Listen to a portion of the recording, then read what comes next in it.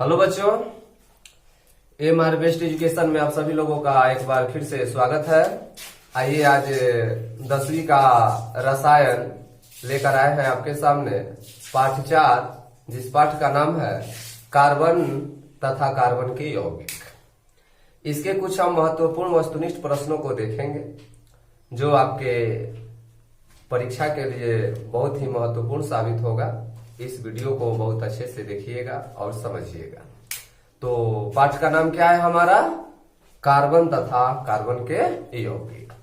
हम देखते हैं सुबह से शाम तक हम ओढ़ावा पहनावा से लेकर खाद्य पदार्थ तक इन सब में कार्बन की कुछ न कुछ मात्रा रहती है। कार्बन यानी रसायन, यानी हम रासायनिक पदार्थ से चारों तरफ से जुड़े हुए हैं। तो आइए, ये चैप्टर काफी ही इंपॉर्टेंट है। इसके कुछ महत्वपूर्ण वस्तुनिष्ठ प्रश्नों को देखते हैं।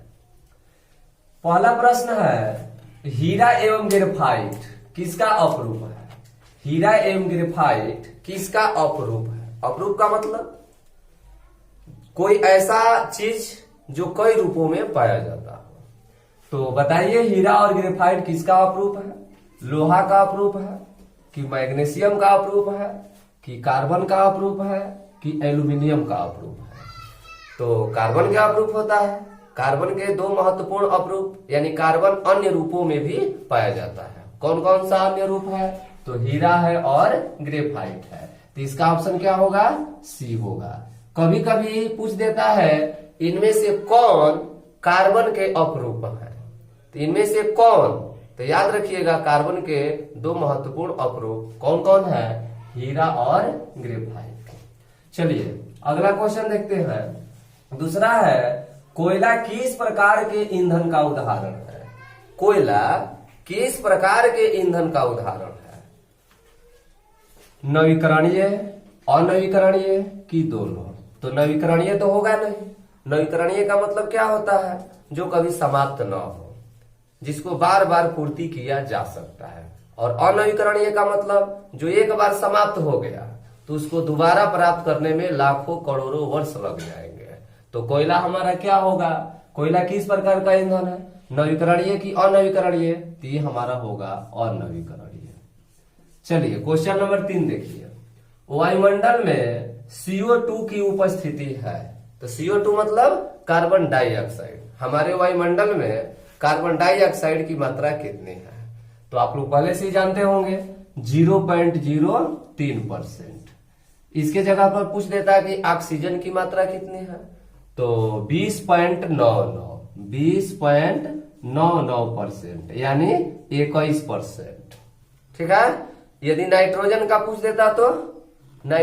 पूछ देता तो हम बोलते 78%। ठीक है। चलिए, तो ये 3 महत्वपूर्ण प्रश्नों को आप लोग ये लिखे नहीं है, फिर भी इसको आपको नोट कर लेना है। कौन कौन सा? ऑक्सीजन की मात्रा कितनी है वायुमंडल में? तो 20.99% यानी 21%। नाइट्रोजन के 78% और ये कार्बन डाइऑक्साइड का 0.03%। बाकी जो और गैस बच रहे हैं, हीलियम, आर्गन, ये 0.01 के अंदर ही रह जाते हैं। ये महत्वपूर्ण घटक है वायुमंडल के, इसलिए इसका हम बताए। चलिए 4 नंबर, संगमरमर का रासायनिक सूत्र होता है। तो संगमरमर का रासायनिक सूत्र क्या होता है? CaCO3। हाँ, यही होगा। आगे क्या बढ़ना है? CaCO3 यानी कैल्शियम कार्बोनेट को ही हम लोग संगमरमर के नाम से जानते हैं। ये प्रसिद्ध है संगमरमर के नाम से। 5 नंबर है, निम्न में कौन संतृप्त हाइड्रोकार्बन है? संतृप्त हाइड्रोकार्बन, तो एल्केन को हम लोग बोलते हैं संतृप्त हाइड्रोकार्बन। और 3 को याद रखिएगा, एल्केन, एल्कीन, एल्काइन। एल्केन का मतलब कार्बन कार्बन के बीच में सिंगल बॉन्ड। एल्कीन का मतलब कार्बन कार्बन के बीच में डबल बॉन्ड। कार्बन कार्बन के बीच में यदि सिंगल बॉन्ड है तो ये एल्केन कहलाता है। एल्कीन क्या होता है? जब कार्बन कार्बन के बीच में द्विआबंध होता है तो आपका एल्कीन होता है। एल्काइन क्या होता है? जब कार्बन कार्बन के बीच में त्रिबंध होता है। तो इसी को घुमाकर पूछ रहा है कि संतृप्त हाइड्रोकार्बन, तो इसी को एल्केनवे को हम लोग बोलते हैं संतृप्त हाइड्रोकार्बन। एल्कीन एल्काइन को क्या बोलते हैं हो, एकरा के हम लोग बोलते हैं असंतृप्त हाइड्रोकार्बन। क्या बोलते हैं? असंतृप्त हाइड्रोकार्बन। यानी असंतृप्त हाइड्रोकार्बन अगर पूछ देगा कितने प्रकार का होता है, तो 2 प्रकार का होता है। कौन कौन? तो एक एल्कीन और दूसरा एल्काइन। और कार्बन कार्बन के बीच में यदि सिंगल बॉन्ड है तो वह हमारा होता है एल्केन। इसी को हम लोग बोलते हैं संतृप्त हाइड्रोकार्बन। एक अन्य नाम और याद रखिएगा, इसको हम लोग बोलते हैं एलिफैटिक हाइड्रोकार्बन। क्या बोलते हैं? Aliphatic hydrocarbon. चलिए, तो क्या हम बताएं कि निम्न में कौन संतृप्त हाइड्रोकार्बन है? तो देखिए, पहला C6H6। तो C6 और H6 क्या होता है? बेंजीन होता है। प्रसिद्ध है ये तो सूत्र, C6H6 यानी बेंजीन होता है। तो बेंजीन का मतलब क्या? जो वलय के रूप में हो। किस रूप में हो? वलय के रूप में हो। तो एक अलगे यौगिक है, इसको एरोमेटिक यौगिक बोलते हैं। क्या बोलते हैं? एरोमेटिक यौगिक। हमको बताना क्या है? संतृप्त हाइड्रोकार्बन। तो ये हो गया एरोमेटिक, ये तो होगा नहीं। C2H2, तो C2H2 क्या होता है? C2H2 आपका एसिटिलीन होता है। C2H2 को क्या बोलते हैं हम लोग? एसिटिलीन बोलते हैं। एसिटिलीन का मतलब यदि आप इसका संरचना बनाइएगा, C2H2 का यदि आप संरचना बनाइएगा, C 2 गो है, H 2 गो है, एगो इधर H रखिए, एगो इधर H, ये एकरा से साझा किया, एकरा से साझा किया, 3 गो एकर बच गया सामने सामने। ये ट्रिपल बॉन्ड यानी कार्बन कार्बन के बीच में क्या है? त्रिबंध है। अभी हम बताए त्रिबंध किस में आता है? असंतृप्त में आता है। अब बताना क्या है हमको? संतृप्त बताना है। तो बताइए तो एगो जो ऑप्शन नंबर ए देख रहे हैं C6H6, ये आपका हो गया बेंजीन। बेंजीन का मतलब एरोमेटिक यौगिक। C2H2 देख रहे हैं संरचना कार्बन कार्बन के बीच में त्रिबंध। त्रिबंध किस में आता है? एल्काइन में आता है। एल्कीन और एल्काइन क्या होता है? असंतृप्त होता है। क्या होता है? असंतृप्त होता है। तो ये भी खत्म, ये भी खत्म। ठीक है, ये बहुत इंपॉर्टेंट है, इसलिए सबको बताया जा रहा है। एकदम इसको गांठ मान लीजिएगा। तीसरा है C3H6। C3H6 का मतलब, इसका यदि हम संरचना बनाएंगे, देखिएगा, इसका यदि हम संरचना बनाते हैं किसका? C3H6 का, तो C 3 गो है, H को गो है? 6 गो है। तो देखिए, यदि इसका दोगुना रहता है तो ये एल्कीन में आता है। दोगुना कार्बन का यदि हाइड्रोजन दोगुना है तो किस में आ जाएगा? एल्कीन में आ जाएगा। किस में आ जाएगा? एल्कीन में आ जाएगा। तो एल्कीन में क्या होता है? कार्बन कार्बन द्विबंध, कहीं द्विबंध लगा दीजिए। अब इसके बाद हाइड्रोजन सजा दीजिए। तो यहाँ 2 3 4 हो गया, यहाँ सजा दीजिए 1 2 3 4, यहाँ फिर यहाँ C, फिर यहाँ C। देखिए 1 2 3 4 5 6 7, सॉरी यहाँ देखिए तो C3H6, तो H6 वो दिखाई दे रहा है। H6 देखिए तो 1 2 3 4, 1 2 3 4 5 6 7 अधिक हो रहा है। इसका मतलब ये को हटाना पड़ेगा। कहाँ हटाएंगे हम लोग? कार्बन के पास 8 से अधिक इलेक्ट्रॉन नहीं होना चाहिए, यानी 400 संयोजी बंध बनाता है। तो 1 2 3 4 इस कार्बन का सही है। इस कार्बन पर चलते हैं 1 2 3 4 5। ओ यही गलत हुआ है, यानी यहाँ हमारे ये होगा। हो गया कि नहीं हो गया? इस कार्बन के पास देखिए 1 2 3 4, 4 दूना का 8। इस कार्बन के पास देखिए 1 2 3 4, 4 दूना का 8। सही है कि नहीं है? तो 3 4 5 6, तो ये C3H6 ये किस में आ जाएगा? कार्बन कार्बन के बीच द्विबंध। द्विबंध किस में आता है? तो एल्कीन में आता है। किस में आता है? एल्कीन में आता है। तो क्या आपको एल्कीन जो है, क्या ये संतृप्त हाइड्रोकार्बन है? नहीं, एल्कीन और एल्काइन असंतृप्त हाइड्रोकार्बन है। एल्कीन और एल्काइन क्या है? असंतृप्त हाइड्रोकार्बन है। तो ये भी खत्म। जब ये तीनों खत्म हो गया तो बचा कौन? यही ना बचा, यही हमारा आंसर हो जाएगा। समझ में आए तब वो, आना आए तब वो। लेकिन ये समझना है, ये कार्बन के संख्या से दोगुना से 2 गो अधिक है, वही है हमारा संतृप्त हाइड्रोकार्बन, यानी एल्केन है। इसका नाम यदि चलेंगे तो मेथेन, एथेन, प्रोपेन, ब्यूटेन, ये हमारा ब्यूटेन है। इसको क्या लिख सकते हैं? ब्यूटेन लिख सकते हैं। ठीक है, एल्केन, इल्केन, एल्केन, एल्कीन, एल्काइन, इन तीनों का सामान्य सूत्र भी पूछ देता है, तो याद रखेंगे। इसका ऑप्शन क्या होगा? ये होगा 4। अब देखिए ब्यूटेन जिसको बोल रहे हैं, अब देखिए यहाँ थोड़ा और बात समझिएगा। एल्केन पूछता है एल्केन का सामान्य सूत्र, तो एल्केन का सामान्य सूत्र CnH2n + 2 होता है। एल्कीन का पूछता है तो CnH2n। एल्काइन का पूछता है एल्काइन का तो CnH2n - 2। इस पर गांठ मान लीजिएगा, यही तीनों सूत्र है जो इसमें सब हम जो समझा रहे थे अभी। यदि कार्बन की संख्या देखिए यहाँ 4 है ना, तो 4 रख कर देख लीजिए। 4 यहाँ रखते हैं तो 4 और 4 दूना का 8, 8 दू क्या हो जाएगा 10, आगे एक नहीं आ गया। तो एल्केनवे को ना बोलते हैं संतृप्त हाइड्रोकार्बन।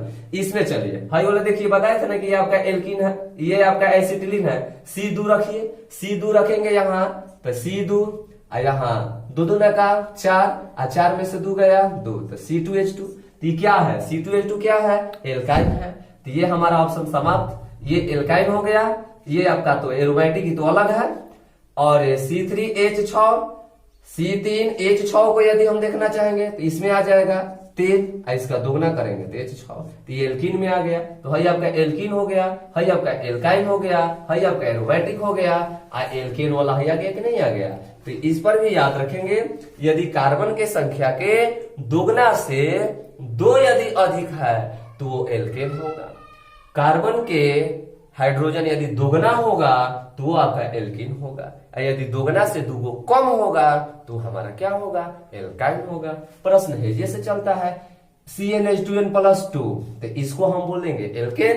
एकरा में से 2 कम कर दीजिए, हट गया तो बस इतना बच गया एल्केन। फिर एक और में 2 को कम कर दीजिए यानी माइनस लगा दिया गया है, यानी ऊपर से नीचे घट रहा है, प्लस है तो एल्केन, प्लस हट गया एल्केन, माइनस हो गया एल्काइन। बस 2 का अंतर ध्यान देना है। ठीक है दोस्तों, चलिए ये 6 नंबर देखते हैं। निम्न में कौन एल्काइन का उदाहरण है? कौन एल्काइन का उदाहरण है देखिए, बता तो दिए। एल्काइन का मतलब क्या, जिसमें कार्बन की संख्या के दोगुना से 2 कम होगा हाइड्रोजन, वही एल्काइन होगा। तो देखिए तो यहाँ 3 तो 3 दूना का 6, तो 6 में से 2 कम करेंगे तो कितना होगा 4, तो C3H4 होना चाहिए कार्बन के हिसाब से, तो ये होगा नहीं। फिर यहाँ चलते हैं 4 दूना का 8, यदि इसका दोगुना है तो दोगुना जिसमें होता है वो क्या होता है एल्कीन होता है, ये होगा नहीं। ये 4 6, 4 का दूना क्या होता है 8, और ओकरा में से 2 घटा देंगे तो 6। हाँ यही तो इस पर बैठ रहा है, यही ना है जी। C4 तो ये रखेंगे C4। H तो दोगुना से 2 कम, तो 4 दूना का 8, 8 में से 2 घटा 6, तो इसको लिख सकते हैं C4H6। तो यानी एल्काइन कौन है C4H6। हई तो दोगुना है तो दोगुना एल्कीन वाला हो जाएगा, हई दोगुना है तो यो एल्कीन वाला हो जाएगा। हई तो 3 दूना का 6 2 8 यानी इस पर आ जाएगा, यानी एल्केन हो गया, एल्कीन हो गया, एल्कीन हो गया, हई आपका क्या हो गया एल्काइन हो गया। क्लियर। चलिए आगे देखिए 7 नंबर है, निम्न में कौन युग्म समावयवी है? इसको मिटा देते हैं। निम्न में कौन युग्म समावयवी है? समावयवी का मतलब क्या होता हो? समावयवी के करा के बोला जाला? समावयवी के मतलब कि अणु सूत्र एक ही होखे लेकिन संरचना सूत्र अलग अलग होखे। लइका उहे बा ओकर ओढ़ावा पहनावा अलग अलग, बस एक में देख लेना है। सूत्र एक ही होगा, अणु सूत्र समान हो लेकिन संरचना सूत्र भिन्न भिन्न हो। एक मतलब बिना संरचना बनेले ना सवाल बनेगा। चला देखा है क्या कहता C2H6 C6H6 का आगे बढ़े देख रहे हैं, जा कार्बन 2 कार्बन 6 अणु सूत्र समान कहाँ है? काटो इसको, इसमें चलते हैं काटो, यानी ये ऑप्शन गलत है, इन्हें के प्रश्न में काट दिया, ये ऑप्शन गलत है। दूसरा है C5H10 और C6H12, ये जो है गलत है ना हो। C5 और C6 कुछ में लेना है क्योंकि अणु सूत्र समान होना चाहिए, संरचना सूत्र अलग देखना है, तो ये भी नहीं होगा। तीसरा देखिए C2, इधर देखिए C और C है ना हो, एगो C है जाए एगो C है जाए यानी C2, ठीक है। इधर भी C2 मिल रहा है, इधर भी C2 मिल रहा है। H5 इधर देखिए H5 3 3 6 और फिर एगो यहाँ H, इधरों तो H6 है ना। इधर देख रहे हैं कार्बन 2 गो, हाइड्रोजन को गो है 6 गो है, ऑक्सीजन को गो है, एगो है। इधर देख लीजिए, कार्बन 1 1 2 है, ये है। 3 है 3 6, हाइड्रोजन 6 है, ये है। ऑक्सीजन 1 है, ये है। तो ये नहीं वो ऑप्शन मिल रहा है आपको कि अणु सूत्र समान है, संरचना सूत्र भले अलग अलग हो। हेकर नाम चलेंगे C2H5OH एथेनॉल, हेकर नाम चलेंगे तो ऑक्सीजन के दोनों तरफ जो जुड़ा रहता है वगैरह के क्या बोलते हैं, ईथर बोलते हैं। इसको बोलेंगे dimethyl ether, dimethyl ether. Oxygen के दोनों तरफ जो जुड़ा है, तो नाम तो अलग अलग है लेकिन अणु सूत्र दोनों का सेम है ना। तो यही युग्म जो है समावयवी है। ये होगा नहीं सी अकेला है या सी दो को है, यो नहीं होगा। तो इसका ऑप्शन क्या होगा, सी होगा। क्लियर। चलिए आगे चलते हैं। एथेनॉल यानी एल्कोहल का क्रियात्मक समूह है। तो एल्कोहल का क्रियात्मक समूह क्या होता है, एल्कोहल का तो OH होता है। COOH इधर यदि इसका मतलब ये माइनस ना है, इधर जुड़ा हुआ है कार्बन, कुछ समूह यहां जुड़ा हुआ है कार्बन यौगिक का। तो COOH किसका होता है, कार्बोक्सिलिक अम्ल का होता है। किसका होता है, कार्बोक्सिलिक अम्ल का होता है। B CHO किसका होता है, एल्डिहाइड होता है। ये क्या होता है, एल्डिहाइड होता है। COH क्या होता है, यही तो होता है एल्कोहल। एल्कोहल ऑक्सीजन के दोनों तरफ जो जुड़ा रहता है उसको ईथर बोलते हैं। क्या बोलते हैं, ईथर। टेकर ऑप्शन क्या हो जाएगा, सी होगा। चलिए अगला, इथीन के बहुलीकरण से प्राप्त होता है। इथीन के बहुलीकरण, एथीन क्या होता है, CH2 डबल बॉन्ड CH2, ये आपका एथीन हुआ। एक बहुलीकरण से, बहुलीकरण का मतलब अगर कोई को श्रृंखला है, इसको जोड़ते हैं तो CH2 double bond CH2 double bond. जब इसको जोड़िएगा ना, इसको जब जोड़िएगा ना तो हाई खत्म हो जाएगा, इसको जोड़िएगा ना तो हाई खत्म हो जाएगा, इसको जोड़िएगा तो हाई खत्म, इसका बॉन्ड फ्री हो जाएगा, इधर भी इसका बॉन्ड फ्री हो जाएगा। इसी तरह से बढ़ता रहेगा, इसी तरह से क्या होता रहेगा, बढ़ता रहेगा। यही है बहुलीकरण और इसी को बोलते हैं पॉलीथीन। क्या बोलते हैं, पॉलीएथीन। यानी बहुत सारा, पाली मैंने क्या, बहुत सारा। जैसे हाई एगो एथीन था ना, हुआ है एगो एथीन, हाई दोनों रेफिली कब हुआ है, जब ये एक दूसरे से कनेक्टेड हुआ है। जैसे CH2 double bond CH2 ethene हुआ, CH2 double bond CH2 ethene हुआ, CH2 डबल बॉन्ड CH2।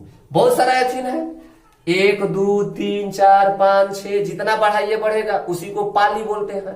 पाली एथीन जोड़ दीजिए तो क्या हो जाएगा, बहुलीकरण मैंने बहुत सारा, तो पॉलीएथीन, तो पॉलीथीन।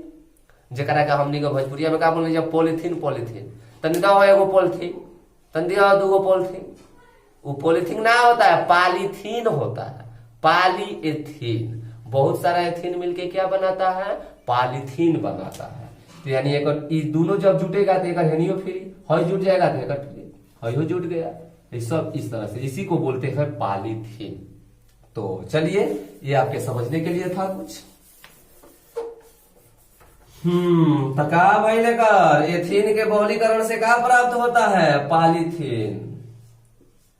पॉलीथीन, अरे वह पॉलीथीन है, पॉलीथीन। चला 10 नंबर, एरोमेटिक हाइड्रोकार्बन है। देखो शुरुए में पता ही नहीं हो, एरोमेटिक हाइड्रोकार्बन कौन है एकरा में, बेंजीन नहीं है था। देखो यहाँ यही है एरोमेटिक यौगिक। एरोमेटिक हाइड्रोकार्बन का मतलब जो रिंग में हो, वलय में हो, तो बेंजीन में होता है पहला सदस्य होकर, है ना, बेंजीन हो। तो एरोमेटिक यौगिक कौन है, तो बेंजीन है। कौन है, बेंजीन है। 11 नंबर है, क्लोरीन की संयोजकता क्या है।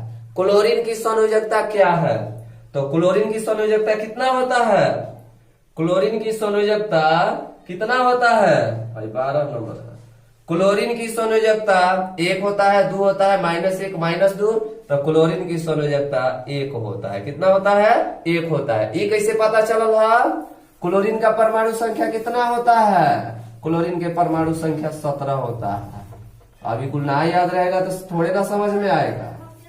क्लोरीन यानी Cl, परमाणु संख्या 17, क्लोरीन के संकेत Cl, परमाणु संख्या 17।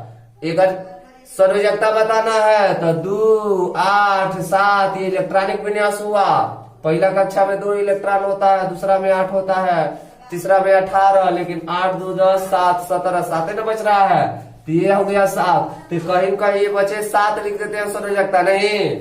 कितना लेगा तो अस्थाई होगा, एगो इलेक्ट्रॉन लेगा तो अस्थाई होगा, देकर अस्थाई थोड़े ना होगा। एक ही से अष्टक पूरा हो जाएगा, तो देगा हो नहीं देगा लेगा, तो यानी एक ले लेगा तो हो जाएगा कि नहीं हो जाएगा। तो एक का ई ना कि ले रहा है तो माइनस मत कर दीजिएगा, संयोजकता हमेशा पॉजिटिव में दर्शाया जाता है। ये ऑक्सीकरण संख्या नहीं है, ऑक्सीकरण संख्या प्लस माइनस में होता है, लेकिन संयोजकता हमेशा प्लस में होता है। तो यानी एगो लेगा तो काम हो जाएगा, तो एक संयोजकता क्या हो जाएगा 1। ये मैग्नीशियम रहता तो मैग्नीशियम का संयोजकता 2 8 2, तो इत्यागेगा तो 2, यानी 4 से ऊपर जाता है तो लेना पड़ता है, जितना लेकर अष्टक पूरा होगा वो पर संयोजकता होगा, ठीक है ना। लेकिन जब 4 से भीतर है, जैसे बाह्यतम कक्षा में 2 गो है, तो 6 गो लेकर थोड़े ना पूरा करेगा, 2 गो त्याग देगा, 2 गो त्याग देगा, तो एक और संयोजकता 2। सोडियम का संयोजकता भी 1 होगा, 2 8 1। ये मत सोचिएगा कि हेमंत सर बताया है कि 7 है, लेगा तो लेकर अष्टक पूरा किया जा रहा है। मान लेते हैं कि 7 गो है तो 7 गो त्याग के ना अष्टक अपन अस्थाई करेगा, यहाँ लेना आसान होता है। एक और संयोजकता 1, एक और संयोजकता 1, एक और संयोजकता 2। तो इसका संयोजकता कितना होगा, एक और संयोजकता 1 होगा। -1 मत मारिएगा, बहुत से बच्चे -1 मार देते हैं, संयोजकता हमेशा पॉजिटिव होता है। चलिए ग्रेफाइट होता है, ग्रेफाइट क्या होता है, विद्युत का कुचालक होता है कि विद्युत का सुचालक होता है। ये विद्युत का सुचालक होता है, विद्युत का क्या होता है, सुचालक होता है। कार्बन का एक ऐसा अपरूप है जो विद्युत का क्या होता है, सुचालक होता है। 13 नंबर है इथेनॉल का संरचना सूत्र है। इथेनॉल का संरचना सूत्र थोड़ा देख लेना है। इथेनॉल का सूत्र क्या होता है, तो C2H5OH, ये देख लेना है। इथेनॉल का यदि सूत्र याद रहेगा तो नहीं बना देंगे। इथेनॉल का सूत्र C2H5, देखिए C2 तो है माता C अकेला है, ये होगा नहीं। C2 है यहाँ, C2 है यहाँ, C3 है, तो ये 3 खत्म हो गया, C3 तो होगा नहीं, C2 तो C2 यही करना है। H5 1 2 3 4 5 OH, तो यहाँ OH है, तो ये हमारा ऑप्शन हो जाएगा B। इथेनॉल का संरचना सूत्र क्या हो जाएगा, ये आपका हो जाएगा। चलिए ये अष्टक देखते रहना, 1 2 3 4। कार्बन के पास कभी भी 4 गो से 5 गो नहीं होना चाहिए, 1 2 3 4, 4 दूना का 8, अष्टके देखना है। इना की कहीं 5 हो जाएगा तो 5 दूना का 10, खत्म हो जाएगा सवाल, ये होगा बी। 14 नंबर है प्रोपीन का संरचना सूत्र है। तो प्रोपीन का सूत्र क्या होता है, ये डबल बॉन्ड वाला है प्रोपीन। एक पहले वाले क्वेश्चन में हम लोग देखे थे, ये एथिन होता है, ये प्रोपीन होता है, यानी C3 गो हो, H 6 गो हो। देखिए यहाँ तो C3 गो 1 2 3 यहाँ है, 2 गो है तो होगा नहीं। 1 2 यहाँ भी 2 गो है, होगा नहीं। यहाँ 1 2 3, हाँ यहाँ 3 1 4 गो है, यहाँ ये भी नहीं होगा, काटिए इसको। तो ये ना है प्रोपीन यानी C3H6। तो देखिए कहीं एक सिंगल बॉन्ड होगा क्योंकि इसका दुगना है, तो आपका हो जाएगा ये ऑप्शन नंबर ए। 14 का क्या हो जाएगा, ऑप्शन नंबर ए। 15वां क्वेश्चन, जैव गैस के मुख्य अवयव होते हैं। जैव गैस यहाँ देख रहे हैं ना, क्वेश्चन में लिखा है बायोगैस, यो पूछ देता है बायोगैस का मुख्य अवयव होता है। जैव गैस का मुख्य अवयव या बायोगैस का मुख्य अवयव कौन होता है, तो मीथेन होता है। प्राकृतिको गैस पूछ देता है, प्राकृतिक गैस के मुख्य अवयव क्या होता है, तो मीथेन होता है। जैव गैस के मुख्य अवयव क्या होता है, तो मीथेन होता है। एथेन का आणविक सूत्र C2H6 है। ये प्रश्न आपके लिए होगा दोस्तों, आपके लिए होगा। एथेन का आणविक सूत्र C2H6 है। इसमें 100 संयोजन आबंधों की संख्या बताना है, माने को साझा कर रहा है, कितना से उस सब की संख्या बताना है। एक संरचना सूत्र बताइएगा, आप बनाकर गिन कर कमेंट में बताइएगा कि इसके आबंधों की संख्या कितनी है। 100 संयोजन आबंधों की संख्या आप लोग बताइएगा। ये 16 नंबर आपके लिए होगा। ये वीडियो आपको कैसा लगा कमेंट कर दोस्तों जरूर बताइए।